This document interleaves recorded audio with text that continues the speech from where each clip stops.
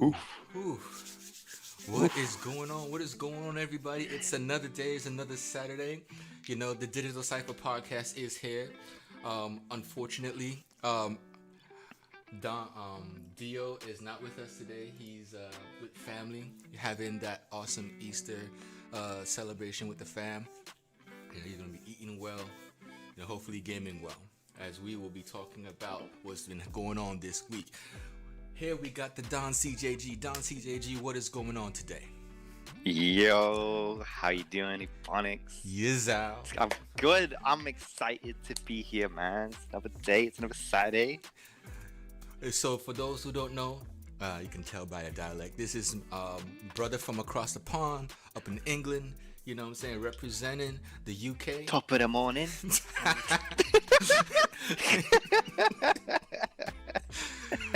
Have mercy. So we have some topics today. Well, that's been going on this week. Whew. Don. Yo, is it? Hey, what a week, huh? What a week this was. I feel like we say this every week, right? What a week. Oh, Lord help. So let's talk about what people may not know. All right, because we're gonna get into the biggest stuff. It's coming.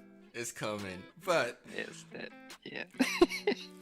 on the eastern side of the planet, Tencent has joined in with the Chinese police to take down a cheating ring.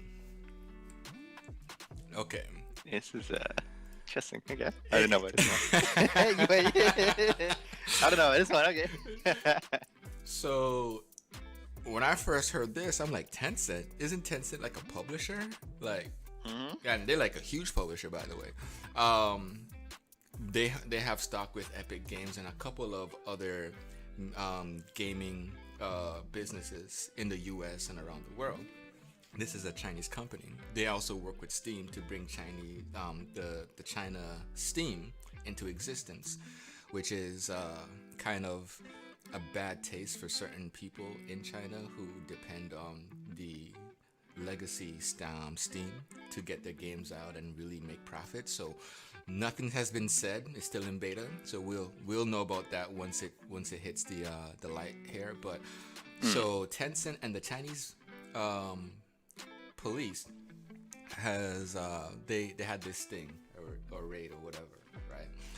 And apparently there have been some people who have been providing cheat codes online. Now this falls in line. Well, I can't say it falls in line, but it's kind of like this is where the Don CJG really, perks up his ears, because he's all about conspiracies and this and that.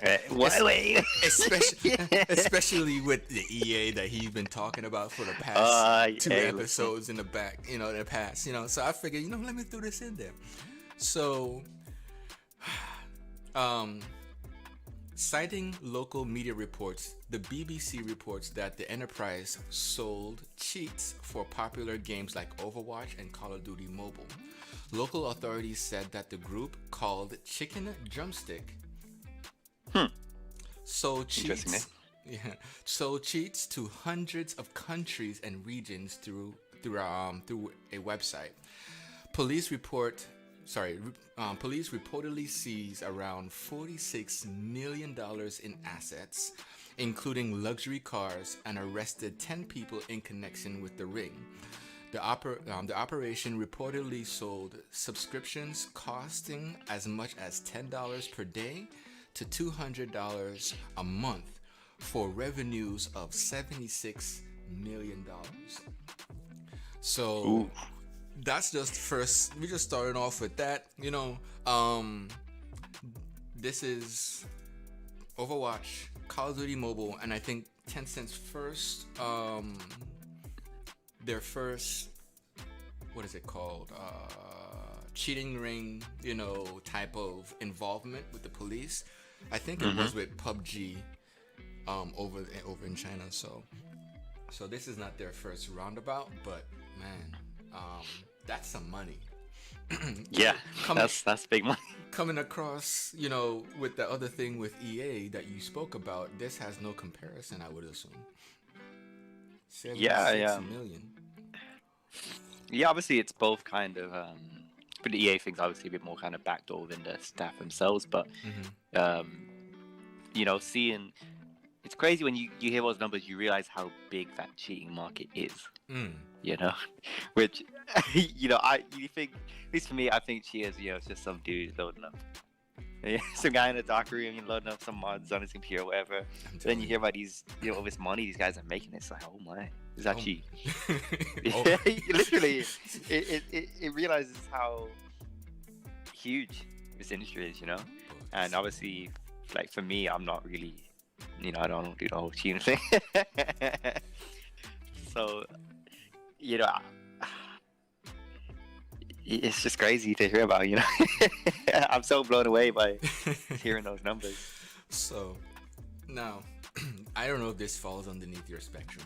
I don't know if this is what you were going to talk about. But the second part is April Fool's was when?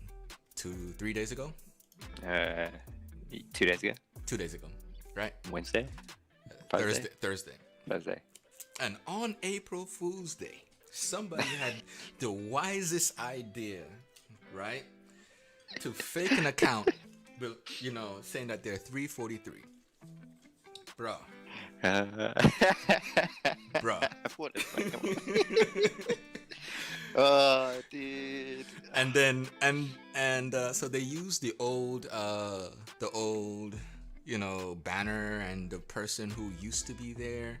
I don't know what his position was, but Chris Lee. Yeah, Don knows who this is. Don was all over this one, and all of a sudden, they're gonna say, "Oh, on April Fool's Day, Halo Infinite is yet again delayed until 2022."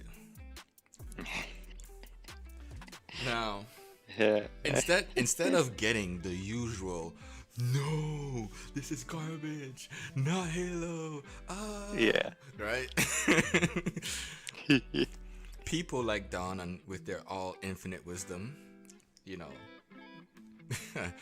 have came back and just basically blew a whole bunch of steam at this specific, because what it was what is it? Kotaku wrote a whole article. Yep, Kotaku. Yep. Don, tell us what happened. Well, someone's made the 343 fake 343 account on Twitter. Right. And they put this whole kind of statement out, like, Halo Infinite's been delayed to summer 2022, which is also a very strange release date. Like, come on. That's almost a full year and maybe a quarter.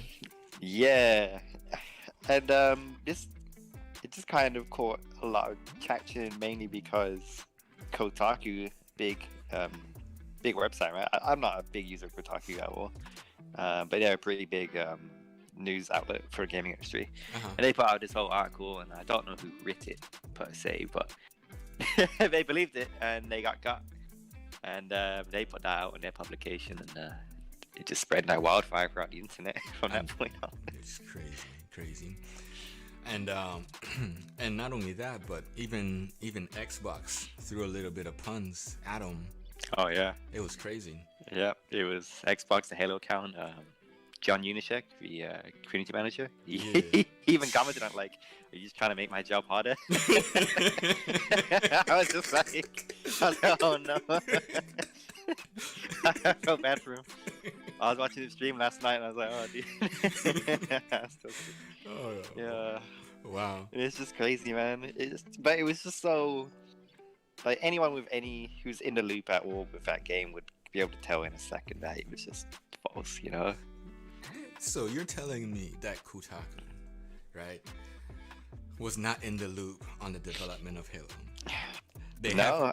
And they haven't seen all the Halo Waypoint news or whatever it is that goes on. Yeah.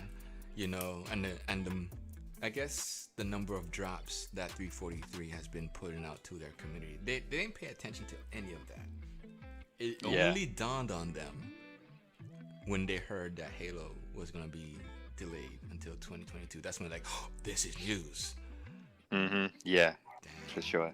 But this is the thing. I think there's two ways you can look at it. I think obviously Kotaku is a huge gaming news outlet, right? And I'm sure there's a lot of news recently in the gaming world. It's hard to keep up with it all, right? Okay. Fair play.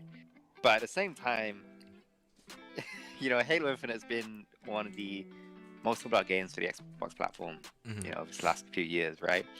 It is almost impossible to not hear any news about this game. The fact that, you know, this announcement, quote unquote, was put out with Chris Lee, studio head, in the bottom left corner. Chris Lee left 343 last year, you know? Yeah. It's like, if you took, you know, any time to read it or even click the account or tweeted it, you could tell that this was fake immediately. And I feel like either there's two things going on with Kotaku, right? They're not looking at their sources properly, or they're just trying to spread bad news, you know, and just get clickbait. Oh wow. So that's that. Right. That is that. Kotaku, I'm coming for you.